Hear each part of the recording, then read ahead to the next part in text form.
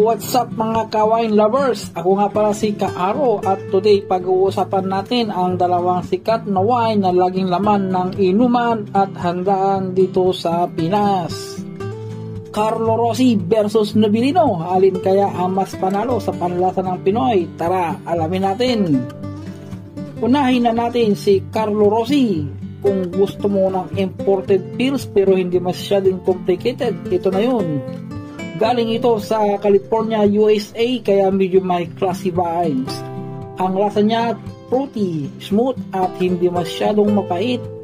Perfect sa mga gusto mag-start ng inuman ng wine o sa mga date night na may paromantic setup. Variants: Carlo Rossi Sweet Red, Pink Moscato, California Red. Presyo nasa around 340 to 400 ang 750 ml bottle. Alcohol content around 12.5%, so medyo may tama kung hindi ka sanay. Kung gusto mo ng laseng pero sosyal ang dating, Carlo Rossi ka. Next, si Nobilino naman. Proud Pinoy wine, gawang lokal pero ang lasa sweet, fruity at super light.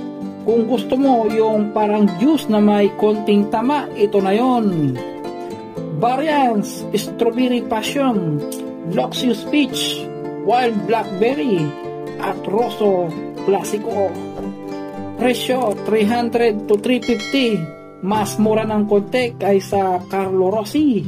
Alcohol content 4.5% to 7.5%, kaya hindi agad tatama kahit matagal kang uminom.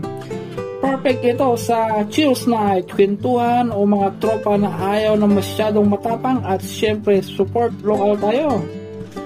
Kung gusto mo ng imported taste at medyo heavy, go for Carlo Rossi.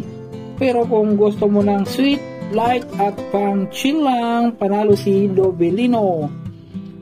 Para sa akin, depende talaga sa trip mo. Kung romantic dinner, Carlo Rossi. Kung barkadahan o chill na inuman, Nobilino all the way. Comment down below kung alin sa dalawa ang paborito mo. Don't forget to like, share, and subscribe. Cheers mga ka-aro!